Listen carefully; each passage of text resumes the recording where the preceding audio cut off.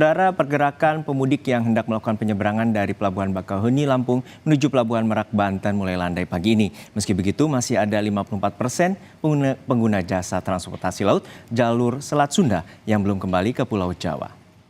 Pantauan tim Mudik Gesit Kompas TV di Pelabuhan Bakauheni, Lampung, tidak ada penumpukan kendaraan di area kantung parkir pelabuhan, baik zona ekspres maupun reguler. Pemudik pejalan kaki juga belum terlihat memadati area tunggu atau ruang tunggu. Kondisi ini berbeda dibandingkan pada jam yang sama di hari Minggu kemarin saat puncak arus balik. Dari catatan ASDP ada 387.204 orang yang sudah melakukan penyeberangan. Sementara untuk kendaraan mobil ada 93.025 unit yang telah meninggalkan Pulau Sumatera ke Pulau Jawa. Kini kita menuju ke Pelabuhan Bakauheni, Lampung. Sudah ada jurnalis Kompas TV Valentina Sitorus di sana. Dan selamat siang, Valen. Hingga saat ini pihak ASDP mencatat ada 387 lebih orang yang telah melakukan penyeberangan, yang artinya telah meninggalkan Pulau Sumatera untuk menuju Jawa. Lalu pantauan Anda siang hari ini seperti apa di Bakauheni? Iya, Harjuno dan juga saudara, kalau melihat bagaimana pantauan terkini, termasuk juga bagaimana padatnya kendaraan yang biasanya ini terlihat sejak pukul 10 pagi di hari-hari sebelumnya, begitu ya, di masa arus balik Lebaran 2024, saat ini tidak ada antrian yang mengular. Artinya, jikapun ada antrian, ini jaraknya tidak terlalu panjang hingga menuju ke bagian luar pelabuhan, baik itu di dermaga eksekutif maupun di dermaga reguler.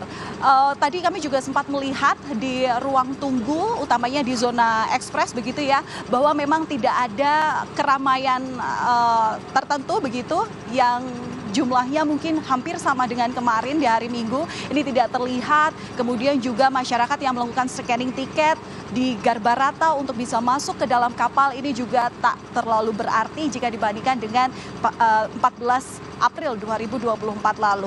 Tapi meski begitu memang betul bahwa kepadatan ini sempat terjadi di area Bakauheni pada dini hari tadi. Terakhir bahkan keramaian ataupun juga kemacetan ini terjadi di area pelabuhan hingga pukul 3:30 waktu Indonesia Barat, terjadi selama 3 jam sejak pukul 11 malam ataupun di satu hari sebelumnya di Minggu malam yang memang diprediksi menjadi puncak arus balik 2024. Bahkan dengan kemacetan yang terjadi baik itu di area pelabuhan hingga di luar area pelabuhan, polisi pun akhirnya menerapkan sistem delay ataupun juga sistem penundaan bagi kendaraan yang ingin memasuki area pelabuhan. Sistem delay ini jelas dilakukan karena melihat status kepadatan mobilisasi kendaraan yang ada di area pelabuhan sendiri, yang mana statusnya ini sudah kuning, artinya antrian kendaraan ini sudah 1 kilometer untuk berada di luar gerbang masuk pelabuhan. Sehingga kemarin itu tidak dipungkiri bahwa sejumlah rest area yang memang difungsikan sebagai kantong-kantong penumpukan kendaraan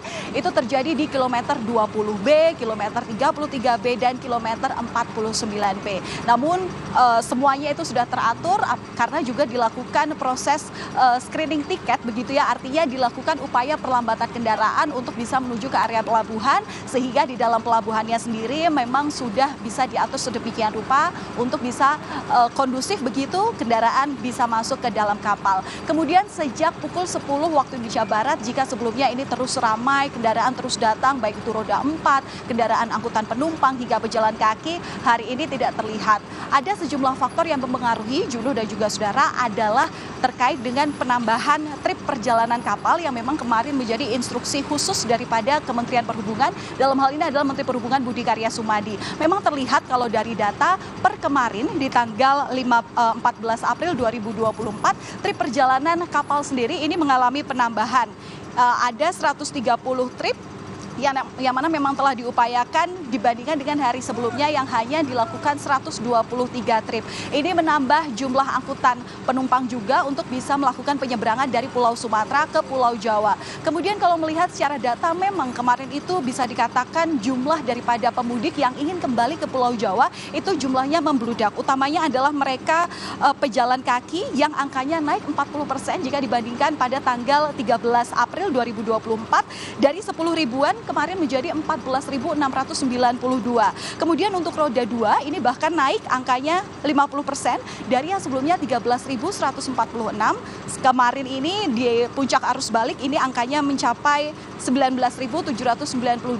Dan untuk kendaraan roda 4 yang memang memadati jalur dermaga baik itu reguler ataupun eksekutif, jumlahnya ini juga meningkat 28%, yakni dari 14.400 sampai dengan 18.500. Ini memang yang perlu menjadi catatan apabila memang ada kemungkinan juga hari ini menjadi waktu favorit bagi para pemudik untuk melakukan perjalanan. Lantaran memang pasca kemarin pemerintah memberlakukan adanya kebijakan untuk bekerja dari rumah untuk sebagian aparatur sipil negara, ini kemudian juga menjadi pilihan, menjadi alternatif ataupun relaksasi bagi para pemudik yang mungkin tidak memilih waktu keberangkatan di tanggal 14 April untuk menjadi hari ini. Lantaran kalau dari data yang sudah kami sampaikan tadi, di catatan masih ada 45% pemudik yang belum melakukan perjalanan balik ke daerah asal atau dalam hal ini adalah wilayah Pulau Jawa, yang di situ ada daerah-daerah Jabodetabek dan juga sekitarnya.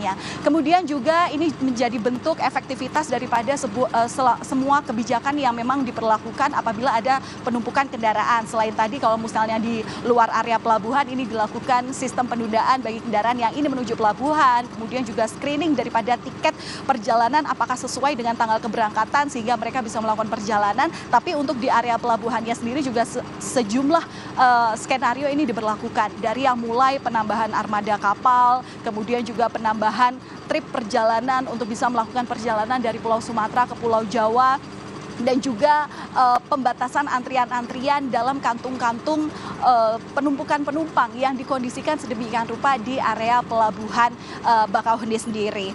Memang ada satu hal yang memang ini juga sudah diupayakan, sudah diindahkan nampaknya dari instruksi Menteri Perhubungan, yakni meminta pihak terkait ataupun stakeholder untuk mempercepat pemberian surat persetujuan berlayar bagi para nahkoda, sehingga apabila proses bongkar muat kapal yang diprediksi akan terjadi mungkin di rentang waktu 30 menit hingga 40 menit, ini kemudian di 5 menit setelahnya ini maksimal waktu untuk pemberian surat izin berlayar, begitu ya istilahnya, itu bisa kemudian diupayakan. Sehingga ini pun yang menjadi faktor bagaimana meskipun dengan kendaraan ataupun dengan kapal yang terbatas, tapi trip perjalanan ini bisa terus terjadi, bisa cepat sekembalinya dari Pelabuhan Merak dari Pelabuhan Bakauheni ke Merak ataupun sebaliknya, sehingga juga makin banyak penumpang pejalan kaki, penumpang kendaraan roda 4, roda 2 ataupun juga pick up yang membawa sembako, kebutuhan sembako begitu, untuk bisa terangkut ke dalam kapal dan kemudian melakukan penyeberangan. Seperti itu, Juno. Baik, masih ada diprediksi 45% pemudik yang belum kembali menuju tempat tujuannya asal, dan saat ini yang perlu diantisipasi oleh pihak ASDP. Terima kasih jurnalis Kompas TV Valentina Sitorus dari Pelabuhan Bakauheni, Lampung.